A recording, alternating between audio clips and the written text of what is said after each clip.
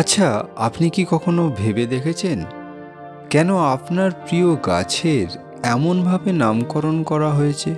যদি আমি আপনাকে বলি যে প্রতিটি বাংলার গাছের নামের পিছনে একটি ভুলে যাওয়া গল্প, প্রাচীন জ্ঞানের একটি অংশ, এমনকি সাংস্কৃতিক রহস্য লুকিয়ে আছে।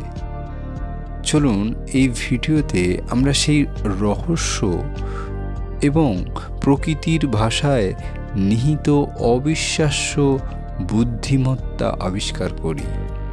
ওয়ান্ডার প্ল্যান্টসে আরও একবার আপনাদের স্বাগতম।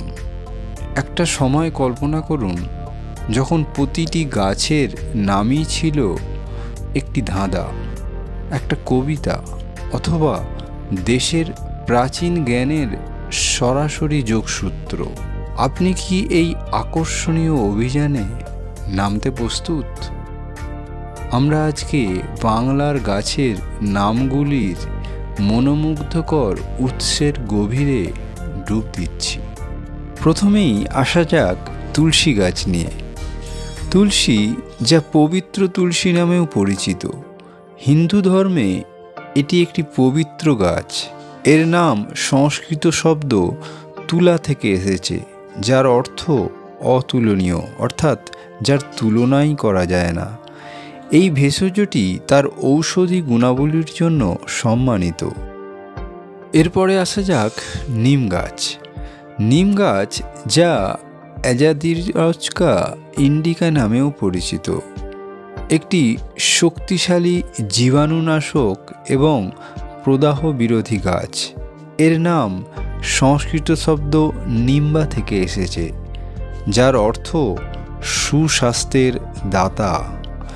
এই গাছটি বিভিন্ন রোগের জন্য একটি প্রাকৃতিক প্রতিকার এবং প্রায়শই আয়ুর্বেদিক চিকিৎসায় ব্যবহৃত হয়। এবার আসা যাক অশোক গাছ নিয়ে। অশোক গাছ, যা সারাকা অশোক নামেও পরিচিত, বাঙালি সংস্কৃতিতে এটি একটি সম্মানীয় উদ্ভিদ। এর নাম সংস্কৃত শব্দ অশোক থেকে এসেছে, যার অর্থ দুঃখহীন। বলা হয় যে এই মহিমান্বিত গাছটির শোক দূর করার এবং মনে শান্তি আনার ক্ষমতা রয়েছে। আমলা, যা ভারতীয় গুজবেরি নামেও পরিচিত, ভিটামিন সি এবং অ্যান্টিঅক্সিডেন্টের একটি শক্তিশালী মিশ্রণের ফল।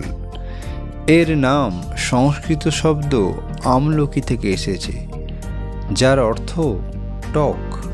এই ফলটি তার ঔষধি গুণাবলীর জন্য সম্মানিত এবং প্রায়শই রোগ প্রতিরোধ ক্ষমতা বাড়াতে ভেষজ চিকিৎসায় ব্যবহৃত হয়।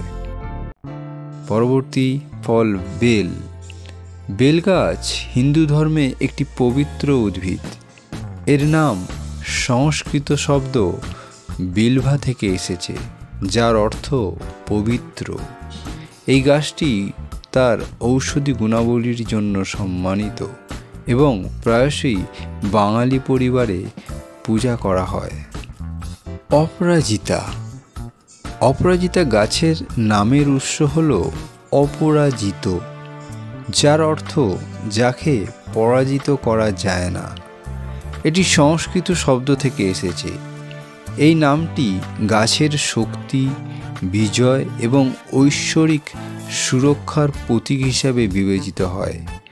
হিন্দু পৌরাণিক কাহিনী অনুসারে দেবী দুর্গা অশুভ শক্তিকে পরাজিত করার জন্য এই ফুলটি ব্যবহার করতেন।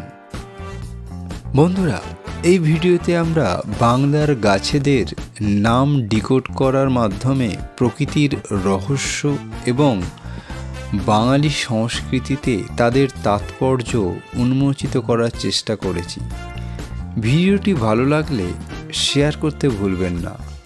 গাছেদের নাম সম্পর্কে আপনার অভিজ্ঞতা আমাদের অবশ্যই কমেন্ট বক্সে জানাবেন। এই রকম আরও ভিডিও দেখতে চ্যানেলটি সাবস্ক্রাইব করতে ভুলবেন না। পরবর্তী ভিডিওতে আবার দেখা হবে। ধন্যবাদ।